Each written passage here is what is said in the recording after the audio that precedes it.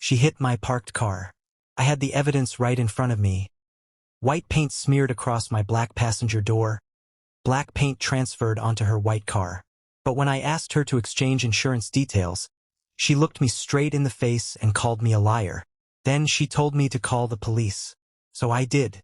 And suddenly, what could have been a simple little parking lot accident became a much bigger problem for her. If you've ever dealt with someone who could have solved a problem with 2 minutes of honesty, but instead chose arrogance, you're going to enjoy this one. Hit like, subscribe to the channel, and let's get into one of those stories where karma doesn't need to be invited twice. It was supposed to be an ordinary Sunday. No drama. No confrontation. No reason for me to even think about the police. I was sitting in my parked car, waiting for my daughter's footy game to start. I'd backed into my parking space, settled in, and was reading while I waited. It was one of those quiet moments where you finally get a little time to yourself. The car was parked. I wasn't moving. I wasn't blocking anyone. And there was an empty parking space directly beside me. Then another car pulled up. At first, I didn't think anything of it. The driver was trying to park in the empty space next to mine. But almost immediately, I could see something was wrong. She was driving into the space front first, and her angle wasn't right. She was getting closer, closer, and closer. I looked up from my book. There was that brief moment where your brain tells you, surely she's going to stop. She didn't. I started waving my hands. I tried to get her attention. Nothing. I beeped my horn. Still nothing. And then, scrape. Her car swiped straight across my passenger door. I just sat there for a second. You know that strange moment after something happens when your brain hasn't quite caught up with reality? That was me. I looked at my car. Then I looked at hers. And there it was. White paint streaked across the black paint of my passenger door. And on her white car, there were marks from mine. There wasn't exactly a mystery to solve. The two cars had quite literally left evidence on each other. I got out. The driver was an older woman, clearly over 70. She stepped out of her car, and I expected the normal reaction. Something like, "Oh my goodness, I'm so sorry," or even, "I didn't see you. Let's exchange details." Anything reasonable. Instead, she immediately denied hitting me. Not reluctantly, not nervously, immediately, as if the accident had somehow happened in another dimension.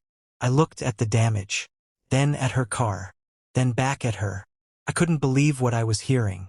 I told her she'd hit my car and that we should simply exchange insurance details. That was it. No argument. No shouting. Just exchange the information and let the insurance companies deal with it. But she refused. She accused me of lying. Then she suggested I was trying to frame her. Frame her? I remember thinking how ridiculous the situation was. I was sitting in a parked car. She had driven into my passenger door. There was matching paint on both vehicles. And somehow I was the one supposedly running some elaborate scheme. She wouldn't listen. She wouldn't cooperate. And then, incredibly, she simply walked away. I stood there looking at her. I remember feeling something that was almost worse than anger. Powerlessness. Because sometimes the frustrating part isn't the damage. It's realizing that the other person has decided that the rules don't apply to them. They don't care that they've caused a problem. They don't care that you're standing there trying to resolve it like an adult. They've simply decided that if they deny everything loudly enough, maybe the problem disappears. But the problem hadn't disappeared. My passenger door was still damaged. So I contacted my insurance company. I explained what happened. They told me that without the other driver's details, I'd probably have to pay my excess. And that immediately changed the situation. Because this wasn't just about a little scratch anymore. It was about being forced to pay for damage I hadn't caused. The insurance company suggested I try asking her one more time. If she still refused, they advised me to make a police report. Now, normally, I try to avoid anything involving the police if I can. My daughter had a footy game that day. It was a minor accident. Life is short. I wasn't interested in spending my Sunday turning a small parking lot incident into some enormous confrontation. So I decided to try one last time. Maybe she'd calm down. Maybe she'd reconsidered. Maybe she'd realized that this could all be over in about 30 seconds if she simply exchanged her details. I approached her again. I explained the situation. Again, I asked for her insurance information. And this time, she didn't just refuse. She became aggressive. Her response was essentially, F-sharp, JK off. You're harassing me. Call the F at Dollar King Police. There was a moment of silence. I just looked at her. I tried to be reasonable. I tried to give her an easy way out. I'd even tried to avoid involving the police. And now she was the one telling me to call them. So I thought, fine. But not that day. It was Sunday. My daughter was playing her game. I wasn't going to let this person steal the entire day from me. I had other things that mattered more. So I walked away. And honestly, I thought that might be the end of it. Maybe I'd have to pay the excess. Maybe I'd lose some money. Maybe I'd just chalk the whole thing up to one of those frustrating encounters you eventually forget. But the next morning, something happened. I was walking to work. And on my way there, I passed a police station. I looked at the building. Then I thought about the previous day. The collision. The damage. Her denial. The accusation that I was lying. The refusal to provide details. And finally, call the police. I stopped. I remember thinking, why not? Maybe they'd laugh me out of the station. Maybe they'd tell me it was too minor. Maybe they'd say there was nothing they could do. But then another thought entered my mind. What if there actually is something they can do? So I walked inside. I explained what had happened. And instead of laughing at me, the officer listened. Calmly. Professionally. Then he explained something I hadn't fully understood. Refusing to provide the required details after an accident wasn't simply a rude thing to do. There could be legal consequences. Suddenly, I realized something. I'd been thinking about this as a minor parking lot accident. She had been treating it as though the entire situation could be defeated by simply refusing to cooperate. But there were rules. And those rules didn't disappear because she was angry. The officer explained that the matter could be followed up, and that failing to provide details could carry significant legal weight. And that's when the whole situation changed. I hadn't walked into the police station looking for revenge. I hadn't gone there hoping to ruin someone's life. I simply wanted to report what happened.